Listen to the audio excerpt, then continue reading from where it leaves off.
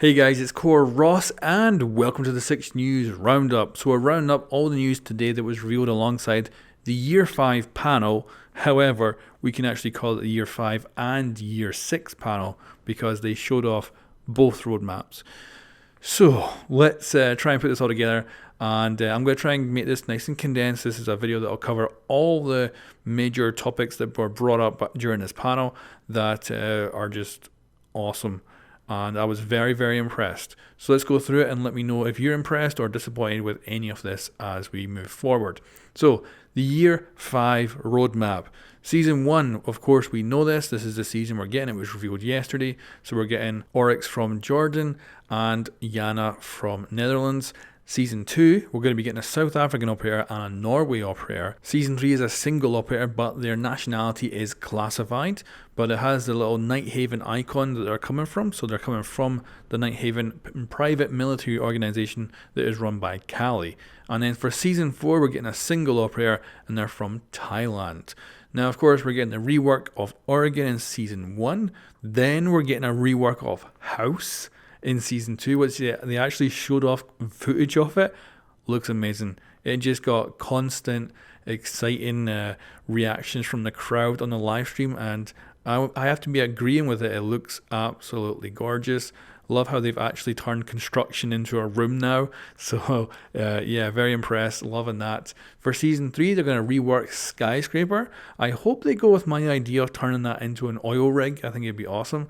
But we'll have to wait and see. Then for Season 4, they're going to rework Chalet, which is, again, another rework that I would like to see. So I'm very happy with that too, because it is a map that's good, but it has some major issues. So I'd like to see them kind of bulk that one up and give it some really good improvements. No new maps, but in the Year 6 roadmap, we do have the potential for new maps, so we'll get to that shortly. We're then going to continue to have our one special event every season. We actually have a tease of the next event. It's going to be Golden Gun. You're going to have one bullet in your gun that you'll have to reload over and over in order to take your enemies out. Looks like a lot of fun. We're also going to have little kind of bonus events as well. So that should be quite good, little arcade playlists. So looking forward to see what they will be. And a full-fledged battle pass. I expect this will be like proper full, like the entire season will be a battle pass. I think that's how it'll probably go, but we'll have to wait and see for more information there. However, there's plenty more stuff coming with Year 5. We're getting the proximity sensor, so this was actually shown off on the live stream. It looks great, and it actually looks exactly like what we've seen in the first ever teaser that this was officially shown in, way back as a little tiny icon on Harry's board, which was over a year ago now. So really nice to see that. We're also going to get this year a pinging system, which you can actually ping enemy gadgets. There might even be other additional stuff we'll be able to ping as well, but this looks absolutely great. But the big news was the Chanka rework. So Chanka's getting reworked. His LMG is no longer a turret. He's actually going to carry it around and shoot it. And not that that's already enough for me for a Chanka rework. Oh no, they're going to give him a freaking grenade launcher that fires incendiary grenades. So potentially extraordinarily powerful, or, probably end up being rubbish. But anyway, we'll hopefully see this in the test server pretty soon. Of course, let me know your thoughts in the comments below on all this stuff as we go through it. So we're now going to move on to Year 6. So this is a Year 6 roadmap. Now, I think they should have communicated the Year 5 roadmap a little bit quicker, because we got that data mine where we found out there was only 6 operators for Year 5. It should have been that they got that information out before it was able to be data mined. But glad to see them going very advanced with what they're talking about. So they're talking about Year 6. There'll only be 4 operators in that year. I'm not too worried about that. They actually talk about the game now going to have a life of another 10 to 15 years potentially.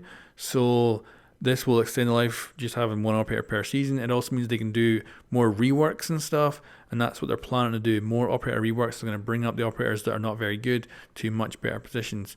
And hopefully as well, they're going to be able to fix the game, add more features, and really take it to the next level. They even hinted that they have really big plans for the next generation of consoles.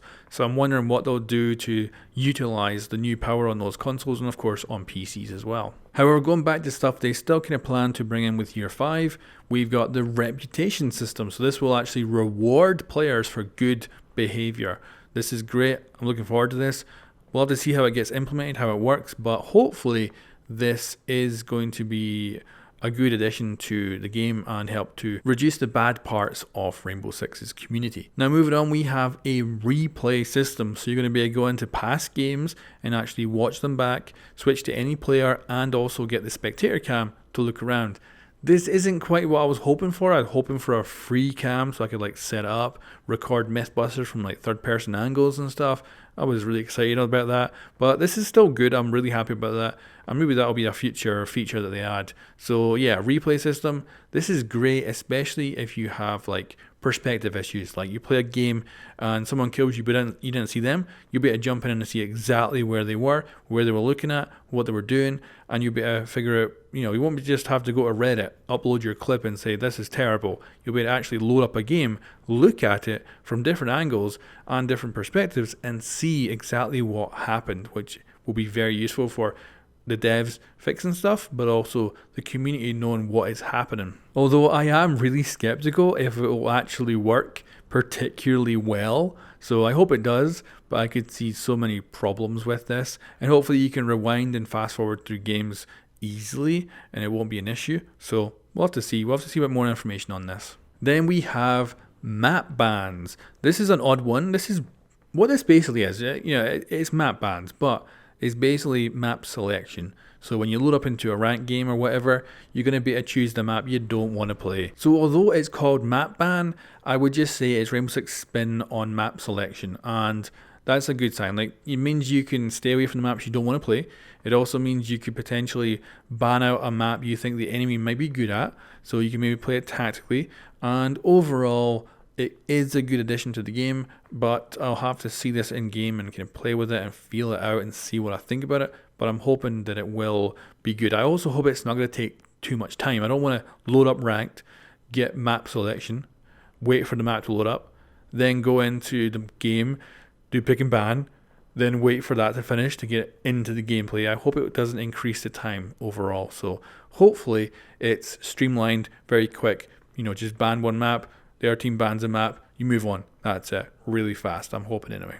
Then they showed us a brand new elite for Ashe, which has not been leaked, and it was a Tomb Raider skin for Ashe. So, wow, I wonder what kind of partnerships they can do in the future with the cosmetics. This is out of this world. She really does look like Lara Croft, so gotta give them that they've done something with that, and I think this will probably sell really well. Don't know exactly when it's going to come out, but certainly I think it's going to be a very, very big hit. Let me know what you think about this new elite for Ashe. Actually, it does say available with Operation Void Edge, so potentially that'll be around about the launch of Void Edge, maybe within the first 2 weeks or so.